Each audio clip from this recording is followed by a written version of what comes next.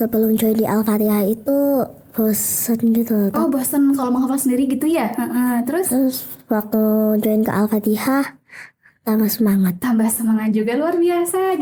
Tapi setelah join, ada waktu luang langsung dipakai buat ngaji, buat murojaah. Ini luar biasa gitu ya, waktunya jadi lebih bermanfaat gitu ya. Menjadi lebih semangat mengaji.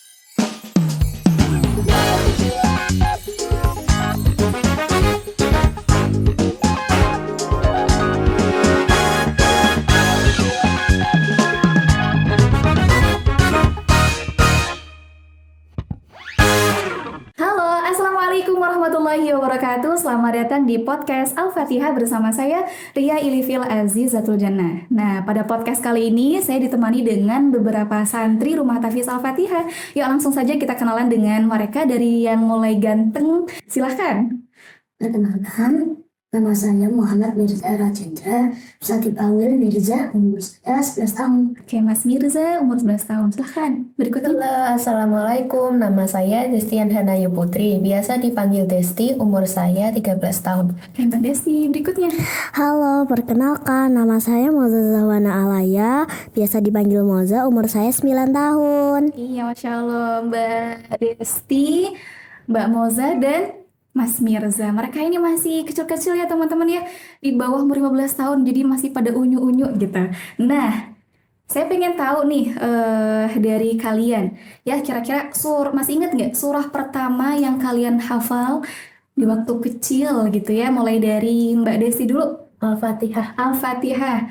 Mas Mirza, Al-Fatihah juga. Mbak Moza, Al-Fatihah. Al-Fatihah juga. Oke, saya jadi ingat slogan Rumah Tahfiz Al-Fatihah. Masih ingat semuanya ya? Yuk coba. 1, 2, 3. Menghafal Al-Quran semudah menghafal surah Al-Fatihah. Luar biasa.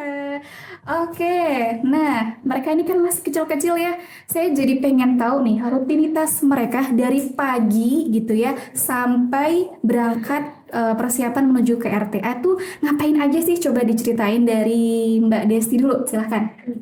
Jadi bangun tidur, terus sholat subuh. Habis sholat subuh, kalau ada waktu bantu orang tua dulu. Habis itu siap-siap ke sekolah. Terus pulang sekolah tuh sekitar jam 3 langsung aja ke RTA. Biasa ya, jadi pulang sekolah langsung berangkat ke RTA, luar biasa. Oke, kalau Mas Mirza, coba. Bangun, Mm-mm. terus tuh sholat subuh dulu, terus tidur lagi, terus siap-siap untuk berangkat ke sekolah. Mm-mm.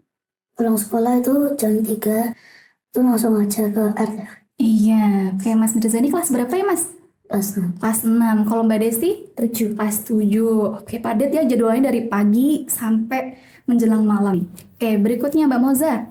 Dari pagi itu bangun, sholat subuh, terus habis itu persiapan berangkat sekolah sekitar jam 6. Pulang jam sekolah sekitar jam setengah 2, tidur sebentar, habis itu siap-siap berangkat ke RTA. Oh iya, kalau Mbak Moza ini karena kelas berapa? Kelas 3 ya? Jadi masih ada jeda untuk istirahat dulu gitu. Oke, berikutnya. Masing-masing dari kalian, apa sih yang kalian rasakan gitu ya sebelum dan sesudah join atau masuk di Rumah Tahfiz Al-Fatihah? Dari Mbak Desti lagi. Kalau sebelum masuk RTA itu, misal ada waktu luang, dipakai buat hiburan, kayak jadi waktunya kosong gitu. Tapi setelah join, ada waktu luang langsung dipakai buat ngaji, buat murojaah. Ini luar biasa gitu ya, waktunya jadi lebih bermanfaat gitu ya. Kalau Mas Mirza? Menjadi lebih semangat mengaji. Iya, karena kalau di Rumah Tahfiz kan banyak temennya ya gitu ya, jadi lebih semangat lagi. Kalau Mbak Moza? Sebelum join di Al-Fatihah itu bosen gitu. Oh, bosan kalau menghafal sendiri gitu ya? Terus Waktu join ke Al-Fatihah tambah semangat. tambah semangat juga, luar biasa gitu. Itulah dari mereka gitu ya, ketika setelah bergabung di Rumah Tahfiz Al-Fatihah tuh jadi lebih semangat, waktunya jadi lebih bermanfaat gitu. Nah, kemudian berikutnya, masing-masing dari kalian pasti punya sosok yang menginspirasi atau yang diidolakan ya. bisa disebutin tuh siapa beliau ini gitu ya dari Mbak Moza, siapa? Zaria, Ustaz Zaria. Oh, yang guru rumah tahfiz ya. Oke, terus ada lagi? Zasiomi. Oh, Saudara Silmi. Oh, yang di rumah tahfiz juga. Oh, luar biasa. Ada lagi? Ya. Udah. Oke, kalau Mas Mirza siapa ya? Ustaz Abdul Somad sama Oh, Ustadz Abdul Somad dan ibundanya. Luar biasa ya. Saya juga suka dengan Ustadz Abdul Somad karena beliau itu penyampaian dalam ceramahnya tegas tapi ada humorisnya gitu loh. Jadi nggak kaku banget gitu. Kayak sama Mas Mirza ternyata ya. Kalau Mbak Resti siapa? Orang tua, Orang tua. Ada lagi? keluarga. Keluarga. Orang tua, keluarga itu adalah apa ya? Support system gitu ya kalau nggak salah. Oke, begitu. Terus kemudian masing-masing dari kalian pernah nggak sih merasakan apa ya, rasa gimana ya bahasanya, apa tantangan buat kalian ketika proses menghafal Al-Quran dari Mas Mirza dulu? Iri. Iri kenapa tuh maksudnya ya? Pas waktunya ngaji Mm-mm. ada teman-teman lain main. Iya ini masih apa ya, memang alasan di usia mereka ya. Jadi harusnya waktu setelah sekolah itu main gitu ya, asik-asik main, tapi mereka harus apa namanya berangkat ke rumah tahfiz. Tapi nggak apa-apa, dari kecil memang harus dibiasakan, disibukkan ya biar tidak apa namanya lakukan aktivitas yang kurang bermanfaat gitu. Oke, ada lagi Mas? Oh, sudah. Kalau Mbak Desti ada? Ada tantangannya tuh waktu menghafal ayat yang cukup panjang dan harus dikejar diri. Ini juga sepertinya problem semua orang ketika menghafal ya. Kadang memang ada ayat-ayat yang kok susah ya nyantol di Iya. di ingatan kita. Nah, bisa jadi ini bukan apa namanya karena kita yang gimana-gimana ya. Mungkin Allah belum meridhoi ayat tersebut masuk di hati kita atau di ingatan kita gitu. Kalau Mbak Moza, Tantangannya itu susah mengingat gerakannya. oh susah. Oke, ya itu kan sebagai media saja ya. Oke, berarti masing-masing punya tantangan ya, punya apa ya, semacam bukan kendala juga sih, ya tantangan tadi. Oke, berikutnya, tadi kan kalau Mas Mirza kelas 6. Nah, saya pengen tahu nih, nanti sebelum Mas Mirza apa ya, jenjang pendidikannya makin tinggi ya sampai kuliah nanti. Nah, kira-kira apa sih atau capaian apa yang ingin diraih? Ingin dapat pondok yang Oke, jadi kita doakan teman-teman ya, Mas Mirza pengen masuk di pesantren yang bagus katanya. Oke, gitu. Kalau Mbak Moza, ingin hafal 30 Masya juz. Allah luar biasa, pengen menghafal 30 juz. Teman-teman yang di rumah, yuk bantu didoain Mbak Moza ya, semoga menjadi hafizah Quran gitu. Iya. Terus kemudian kalau Mbak Desti, Pengen banggain orang tua hafal 30 juz, sama kalau kuliah nanti mau kuliah di Harvard. Masya Allah. Mungkin ada capaian lain nih selain itu. Selain hafal 30 juz, apalagi pengen nilai sekolahnya. Nah, gimana? Iya, pengen nilai ya matematika, IPA, bahasa Indonesia, bahasa Inggrisnya tuh bagus. Biar nanti ketika lanjut ke jenjang kuliahnya dipermudah gitu ya, dibantu lagi dengan syafaat menghafal Al-Quran begitu. Oke, dari tadi kan saya nih yang nanya ke masing-masing dari mereka. Nah, coba dari kalian mungkin ada yang saling bertanya ke satu sama lain, boleh? Ada? Mbak Desti? Ya ada. Apa tuh pertanyaannya?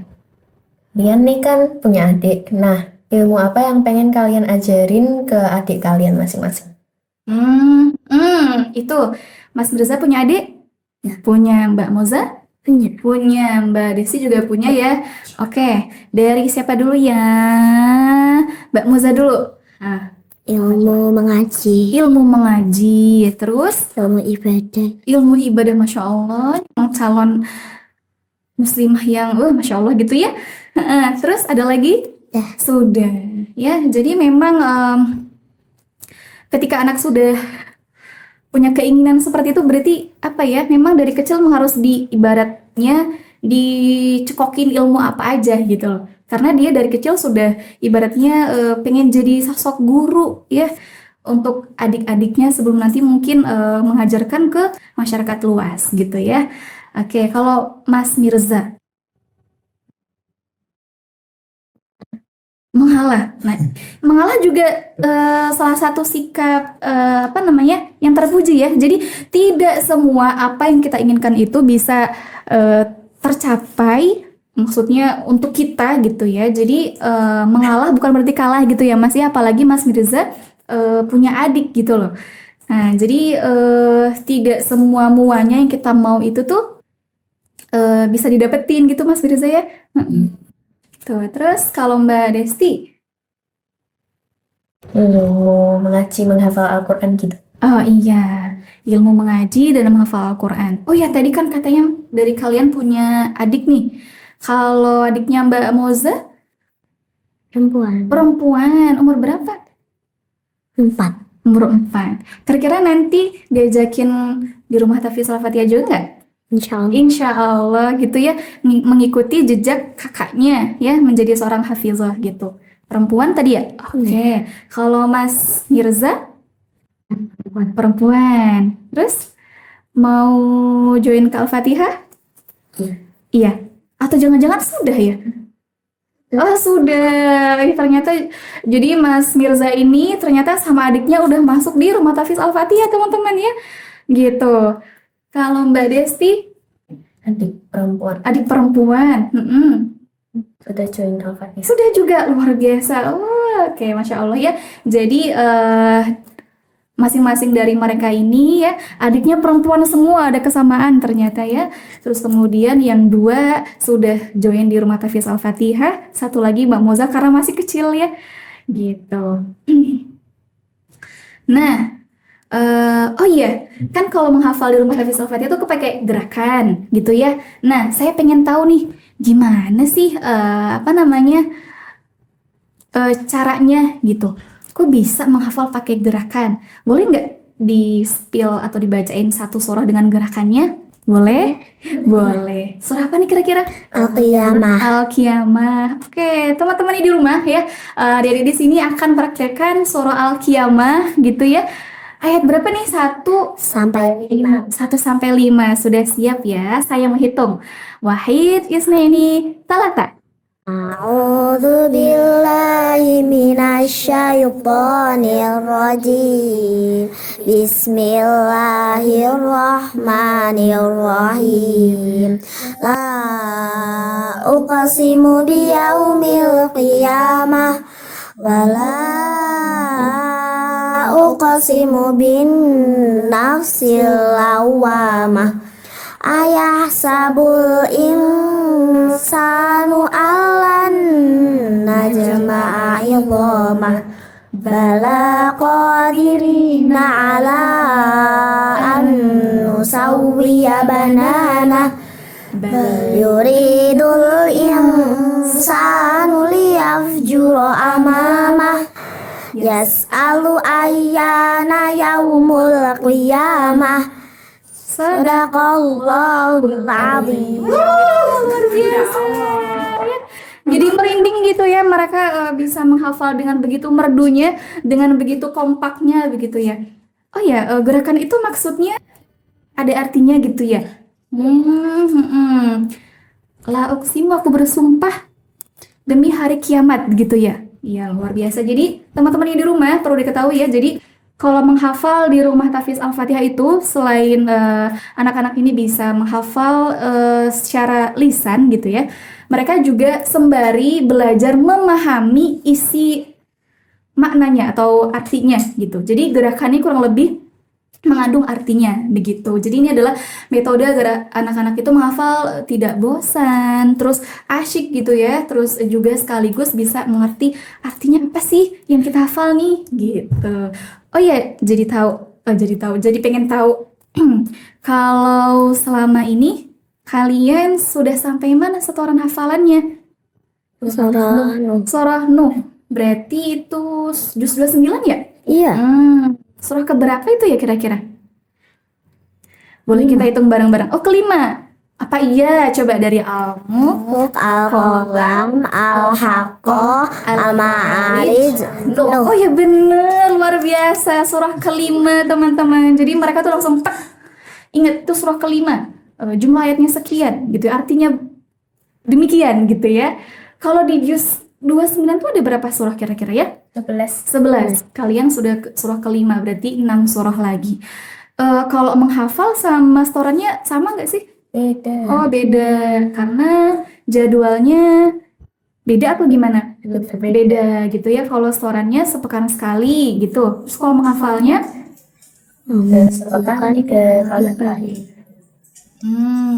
Iya. Oke. Terus berarti kalian sudah hafal juz 30 juga? Sudah, Masya Allah.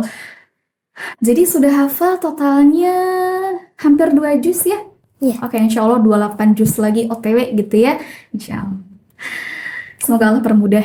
Nah, oke, sebelum di penghujung atau penutup, saya pengen tahu nih pesan-kesan dari masing-masing kalian untuk teman-teman yang menyimak di rumah. Dari siapa dulu? Dari Mas Mirza dulu, silahkan. Oh, Mas Mirza nanti, oke, nomor 3 dulu ya berarti ya, urutan nomor 3. Dari siapa dulu ya, Mbak Desti boleh. Jadi pesanku buat teman-teman di rumah itu action speak louder than word. Artinya tuh kalau kalian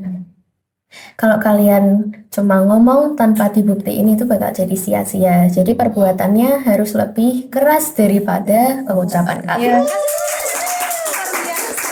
Ih keren ya Mbak Desti, bahasa Inggrisnya fasih. Jadi bener ya teman-teman, jadi intinya jangan banyak ngomong tapi banyakin tindakannya gitu Mbak Desti, luar biasa. Ini udah udah kelihatan calon-calon mahasiswa Harvard tadi ya katanya, luar biasa, bahasa Inggrisnya udah gitu. Kalau Mbak Moza ada? Buat teman-teman yang di rumah, hafalannya terus dihafalin, jangan sampai ada yang lupa. Menjaga hafalannya gitu ya, jadi dengan dimurojaah terus gitu ya, Masya Allah. Ada lagi pesannya? Sudah. Jadi istiqomah untuk murojaah gitu Mbak Moza ya. Kalau Mas Mirza udah nemu belum unek-uneknya kira-kira? Pesan. Kira berusaha tanpa doa tidak akan ada hasil. Oh, Masya Allah. Berusaha tanpa doa tidak ada hasil. Betul ya. Jadi harus balance, harus imbang antara doa dan usaha begitu ya. Oke, Masya Allah, luar biasa ya obrolan sore ini gitu ya. Kita dapat tahu ilmu baru, pengalaman mereka yang mungkin bisa kita ambil gitu ya teman-teman. Dan terima kasih atas kehadirannya pada sore hari ini ya. Dan teman-teman di rumah terus saksikan podcast Al-Fatihah gitu ya. Nantikan judul atau episode berikutnya gitu ya. Yuk kita tutup dengan salam bersama-sama. Wassalamualaikum warahmatullahi wabarakatuh.